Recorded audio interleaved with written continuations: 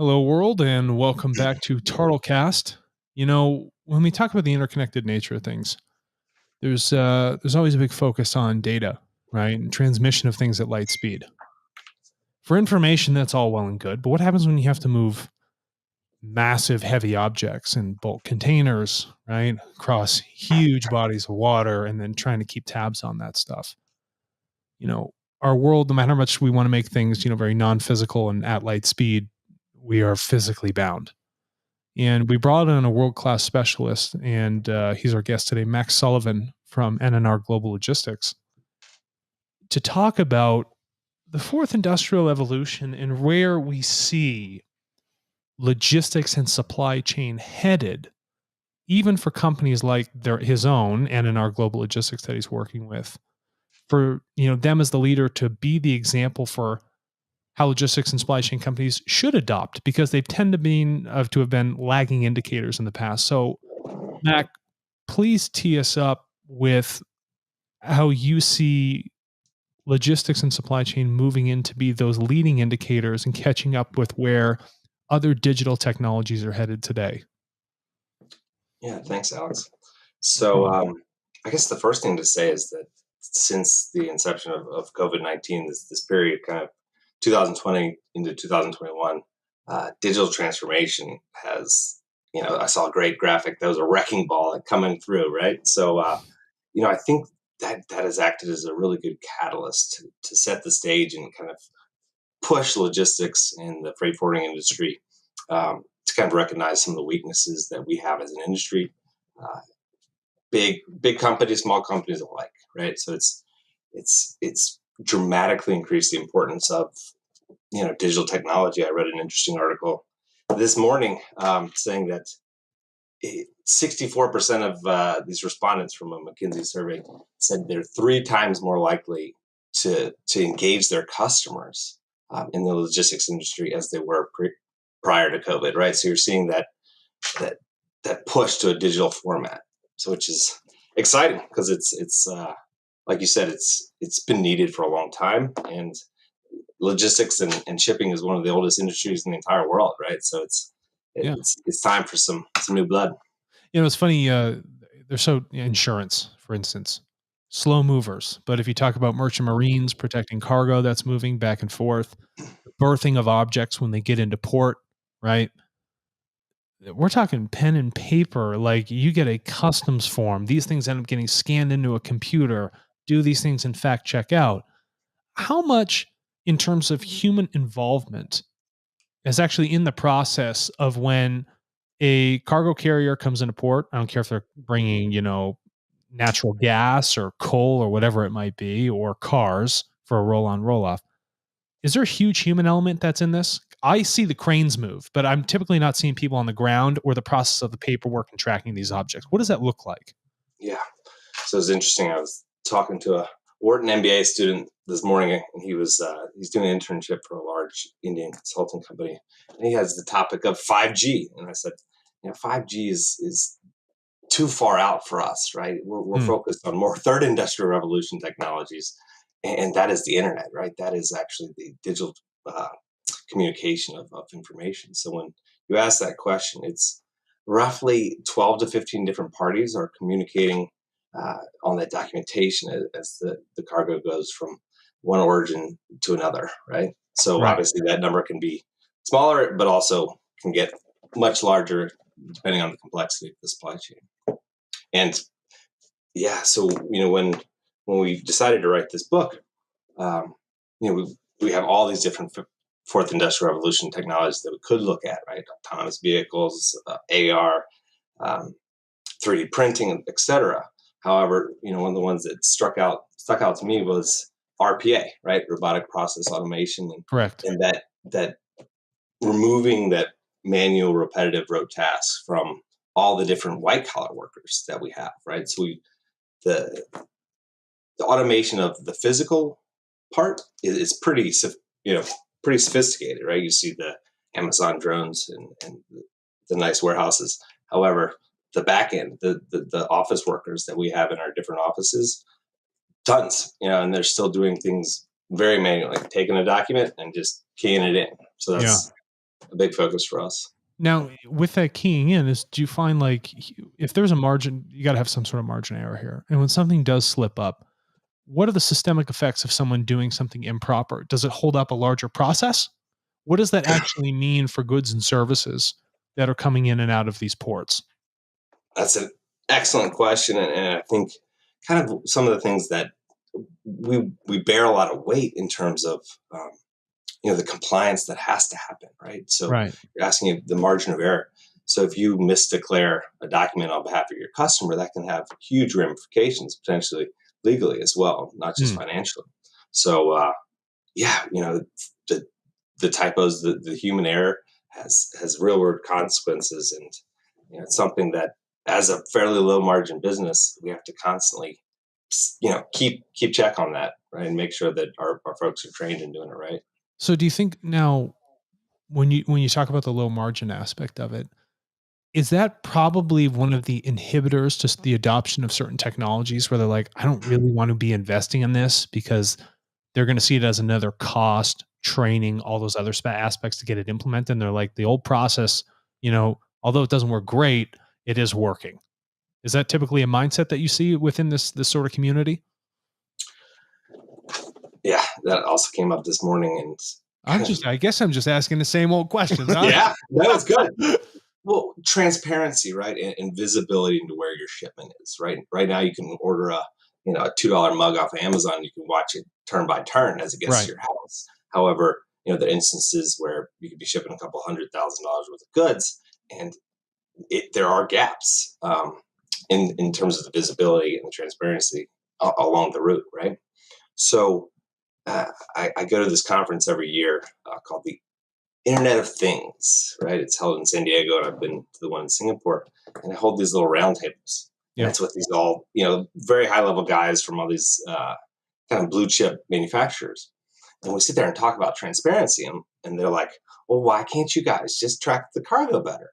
And I said to them, "Well, the tracking device is about $30 to $50, right? That you could put Mhm. inside a container or a pallet of air freight, but who's going to pay for it, right? Correct. We're Mm. constantly getting beat over the head for lower prices. Um, so it always goes back to that question of cost, right?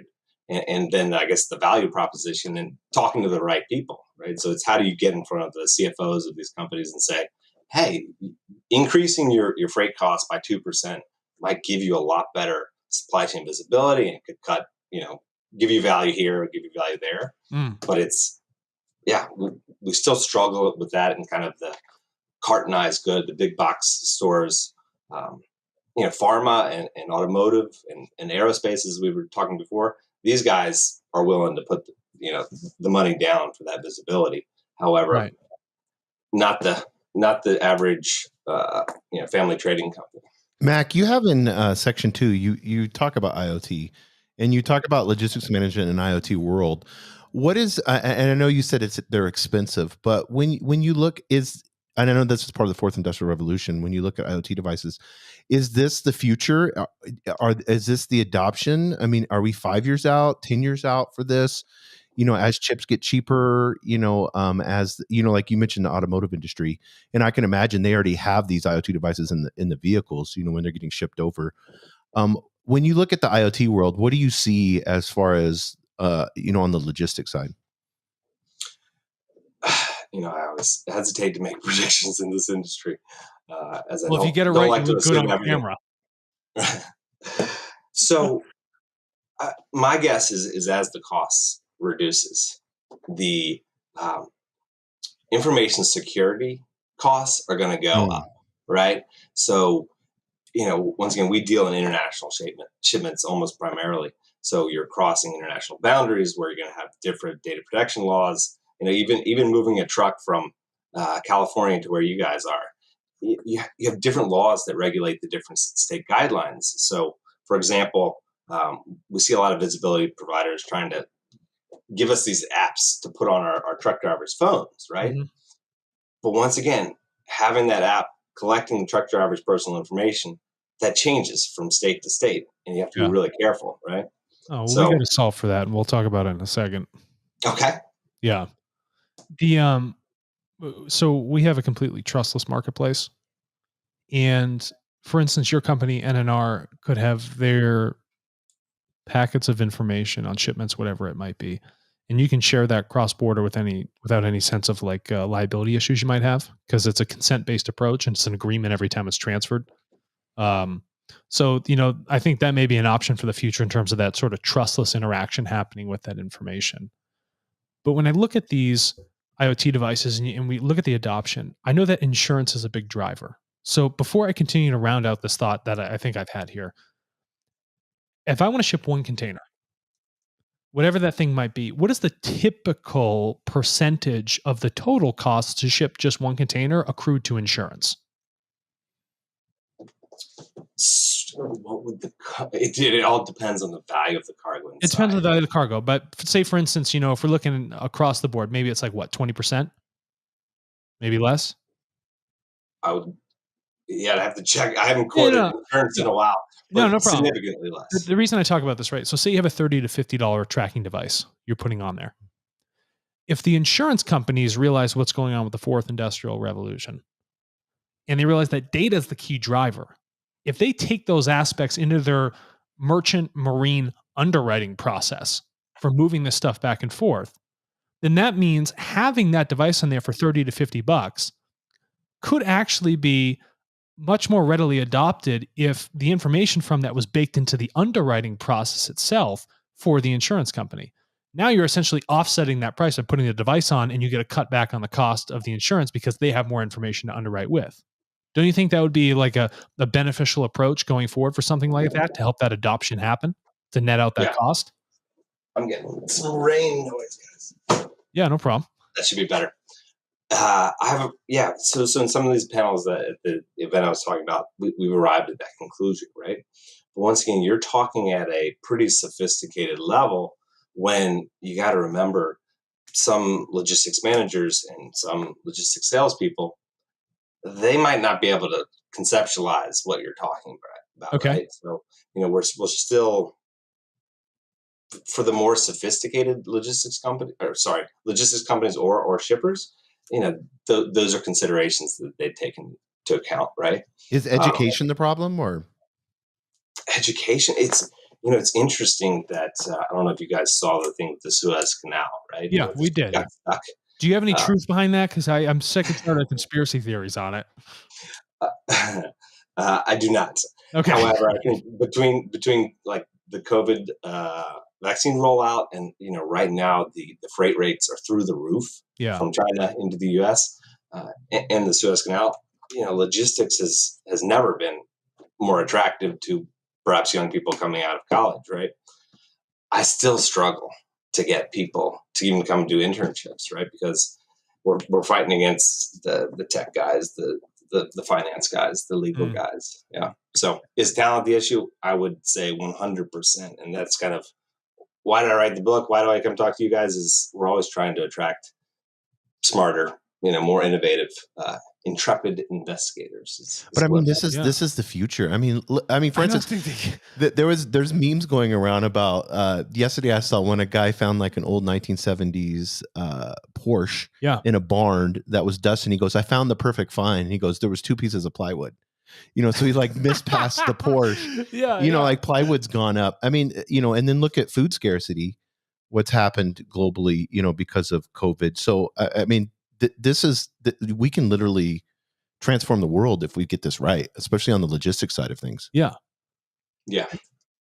And I think that's what you'll see here in the next 5 to 10 years is optimizing the existing footprint. I mean, when I looked at the Suez Canal thing as I was writing my PhD, it just what an image for this bloated, oversized industry that nobody can get a ship, out of a canal within 5 days, right? So it's a very good visual representation.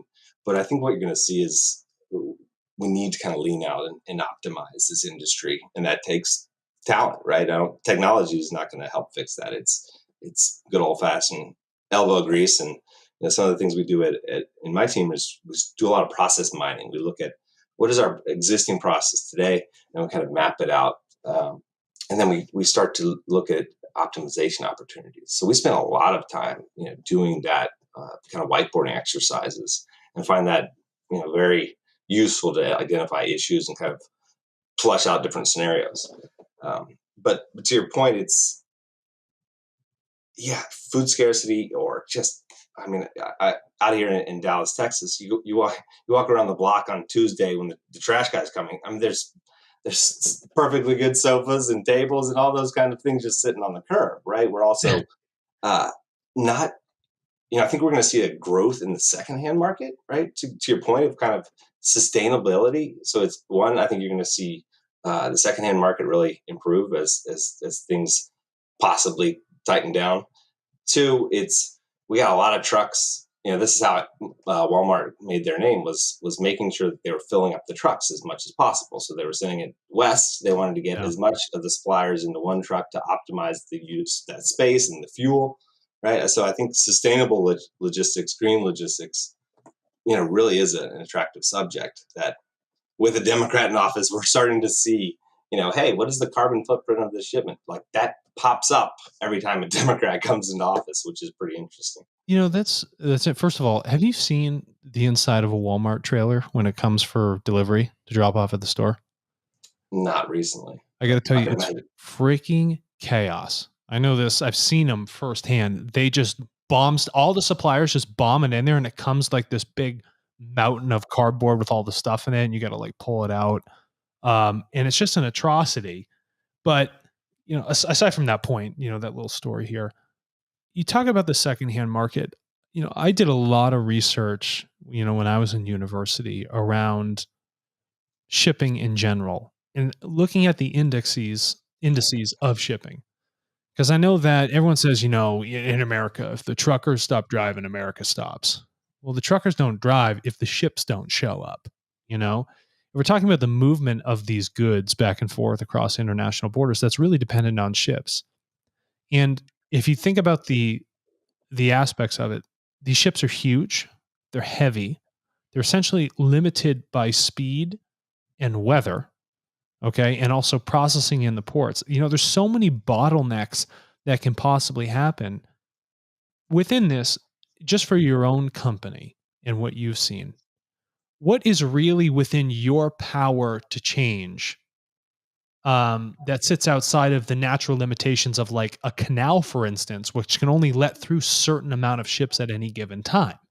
What is it within your power you do at NNR Global Logistics that are solving things that increase your efficiencies that will hopefully have a nice trickle down effect or reduce any sort of liability when you do come face to things you can't control? Yeah, exactly. And I think that's where we as a company shine, right? We have competitors that call their customers by their account number, right? Yeah. That it's, mistakes and things like the Suez Canal are bound to happen, right? Right. Shit happens. I don't know if Yeah. you Shit can happens. swear. No, you can Shit swear on this happens, all right? you want, but be my guest. Yeah. Yeah. And it's the ability to kind of pull back and say, okay, we were supposed to get on this container ship from middle of China to Dallas, for example, right? It's okay. What are all our alternatives? Can we truck it down to Hong Kong and then put it on another ship? Could we, take it via airplane halfway to go to Singapore Mm. or go to Dubai and then put it on a ship out of there? It's kind of that problem solving, that extra effort that still we have a job today, right? We always say that we're kind of like travel agents for the freight, right? Right. When do you need a travel agent these days? Well, during COVID, I called quite a few to try to get my father-in-law back to China because it's Right. so difficult booking the flights and coordinating all the different um, customs information, right? So it's, those scenarios provide us as freight forwarders a job and something at NNR that we pride ourselves on, that ability to really get involved and come up with solutions. What do you see as far as machine learning? If talent is talent an issue, and I know this would probably be years out, but this is fourth industrial revolution stuff. But would that solve the problem, especially when it comes to efficiency? Well, in this space of transportation and logistics, we have Alibaba and Amazon, Yeah. right? With more PhDs on staff than probably 50 countries put together, right? So I think if there's a solution, those guys are the ones that are going to get there first, because once again, they're upstream enough. They're seeing those supplier shipments kind of being put in those FBA Amazon warehouses where they can start to see that loading plan, right? So once again, it's maximizing and optimizing the space on a truck is something that 100% sophisticated algorithms can figure out, right? Or potentially, calculating the different routing options that it could go. Like I just said, is it train to bus to plane to ship to truck? Right. That's something that machine learning could do very well. Once again, it's my experience in this industry is even at the highest level when we talk about tenders, right? So rates, yeah, we have a real need for sophisticated algorithms to come up with, okay, what is the rate going to be next year from Tokyo to San Francisco? Is it how many dollars per kilo? And you could look at all these different factors, right? The three of us could sit here and come up with 50 different variables. Let's do it. Let's do it, right? Yeah. Hey, I got the time. No, I know. I hear that. And when, speaking of tenders and stuff like that and all the changes with machine learning, everything sounds great. Everybody loves buzzwords and they talk about it all the time at the round tables. We like things that are fundamental, actionable things. And I think the way you wrote it was what's hype and what's a realistic solution. What looks like hype to you right now and what looks like something realistically that can be done today? Yeah, it's a great question. So, what I'm seeing in terms of machine learning, for example, 2 years ago, I did an exhaustive search looking at OCR vendors, right? Mhm. Optical character recognition, trying to find, a way to take a document, scan it, and extract the data. We were seeing really high prices per document, in the $2 to $3 to $4 range. We're No seeing way. that price Yeah. drop, and the sophistication of those algorithms really kind of get to a point where we can use it kind of off the shelf, right? So I see OCR as a very prime case for sophisticated technology being used in the next 6-18 months. Yep. RPA, my experience with RPA, you still have to have somebody that knows what they're doing unless you want to hire a pretty expensive consultant, right? There are companies like UiPath that do a pretty good job of providing an intuitive platform to kind of go and train the bot, where to click here, input here, click there. However, it still takes some time to wrap your head around.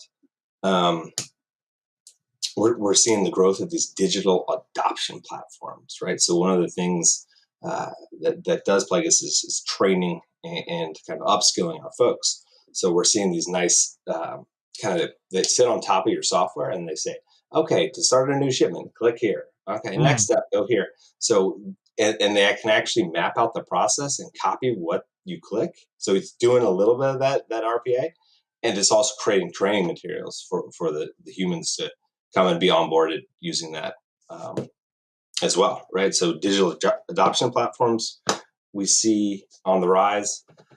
In terms of hype, I think we're still pretty far from autonomous vehicles.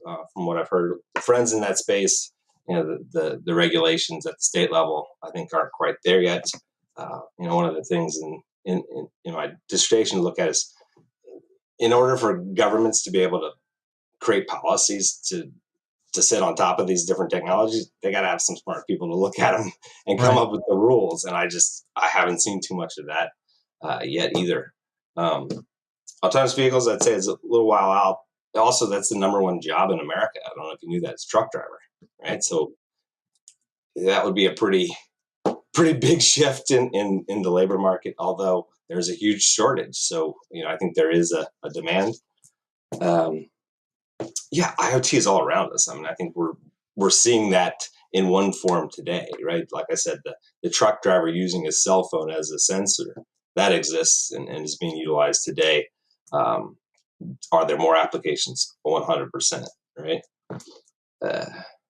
3D printing, I just have have not seen the adoption of that really take off. So one of the things we talk about in the book is kind of the cost of the material hasn't really come around. Um, yeah, I don't know if What that was about a sufficient answer. blockchain? Blockchain. I know you Yeah. talk about that in chapter 6 of your book. So yeah, we had some contributors write in about blockchain. Blockchain to me is, so when you talk about a trustless platform, Mm-hmm. I've never, and I've probably done, I don't know, 60 to 100 hours of research about supply chain and logistics related blockchain projects. I've yet to see a actual mock-up, even a mock-up Mm. of a smart contract. What does Oh, it look like? well, hey, if you really want one, I don't really want to share a ton of IP with everybody on the air right now, but I'd love to walk you through how we created something that has absolutely zero fee with instantaneous processing and it can be applied to many, many different types of technologies. I'll show you how the whole smart contract works. So once again, I know enough about the technology to know that the value is there. Once again, until we have these tangible, teachable Mm-hmm. tools, that's where I think blockchain is kind of still churning and still waiting its turn in terms of mass adoption. Although for the first time ever in a serious customer meeting, blockchain was brought up as a potential form of payment, which once again, that's how it starts, is people start to bring it up. The younger folks that potentially have invested in crypto or have been exposed to the topic, they'll start asking those questions. And then, I think it'll come. When you talk about insurance, I think that's the perfect use case for Right. blockchain in supply chain logistics. But you got to get way upstream to get to those factories, or you've probably seen the Maersk trade lens. Maersk is the biggest shipping company in the world. They're Correct. partnered with IBM, and going to tag the bananas, and you see the flow of the bananas. I don't know if you've seen that one. No. But getting into the factories, in the middle of a third world country, and expecting them to take pictures of the different products and kind of tag them. Yeah. I think is a bit of a stretch, even still. I agree. I think it looks all well and good for a white paper, but the practicality of putting a chip on a damn banana in like Honduras or something like that, I don't think it will continue to fly. Do you think, as far as blockchain, you mentioned payment, do you think crypto would solve eventually once fees are down?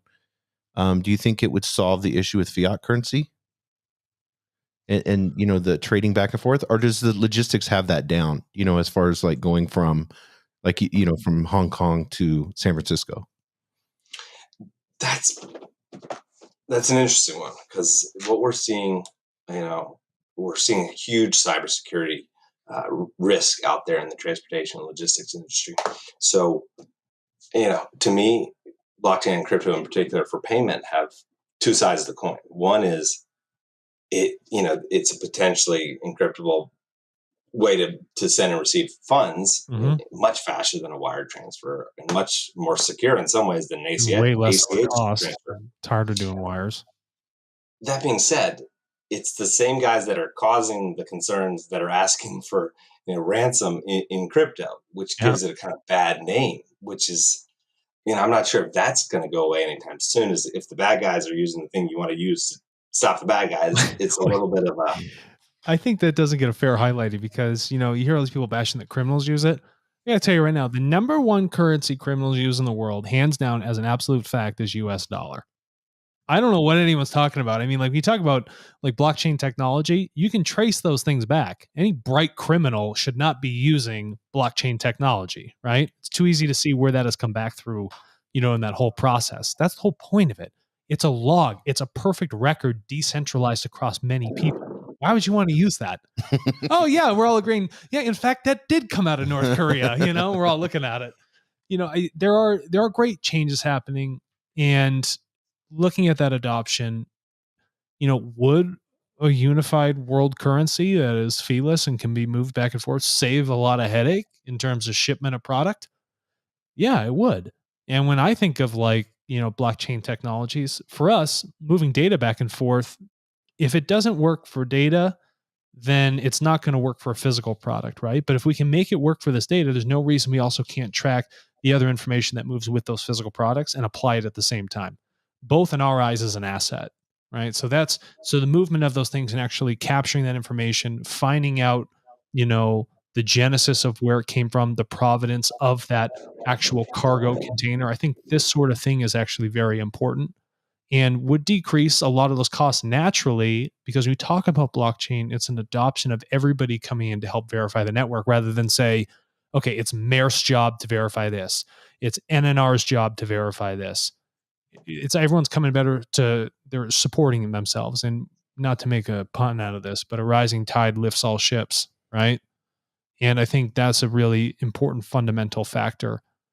So if we are headed into the future and you want to leave a message to all those executives out there, because you know how hard it is to get to those individuals and have those conversations, Mac, what is that message you would want to leave with them about where you see these things headed? Big question. Yeah, going back to my point, it's if you want your transportation logistics problems to go away, it's pay your vendors, right? So we can hire better, smarter, more educated people that can go out and solve your problems, right? To look at all these solutions. I think for a long time we've kind of been treated as a commodity. So it's, that would be the biggest request, is stop treating us as a commodity. And hey, when you get the first round of Trump tariffs, that's like the first call that we got. Our customs brokerage team is, okay, hey, did I just get hit with this 25% increase? Mm-hmm. Right? Those are the kind of things that pop up right now. Container rates from China to the US are through the roof, right? Those, hey guys, can you get me some space on that ship? It's only in those times of crisis that we kind of feel like a valued partner. So it's, hey, give us a shot and sit at the table. And supply chain is not going away anytime soon. I think even with nearshoring and potential automation, doing manufacturing in the U.S., we're still going to be shipping stuff for a long time, right? It was there 6,000 years ago, and I think it'll be there 6,000 years in the future, even if we're sending nanotechnology up into space. Hey, listen, that's NNR's next step, is jumping on with SpaceX. We got to ship more stuff. Yeah, we encourage everyone, we'll put it in the show notes, we encourage everyone to purchase your book. It's The Digital Transformation of Logistics, Demystifying Impacts of the Fourth Industrial Revolution. Yeah, and it does have the IEEE badge on it, folks. So this is not for the faint of heart. This is a legitimate piece of material that was very well thought through with some very bright minds trying to solve very, very big problems. Yeah, so Max Sullivan, thank you for investigating everything that you do investigate, doing this work personally and professionally. It's very well valued, and you coming on the airwaves and sharing this with us is going to be a great benefit to many people that be able to hear this. My pleasure, gentlemen. And listen, we'd love to have you back on because there's so much to unpack.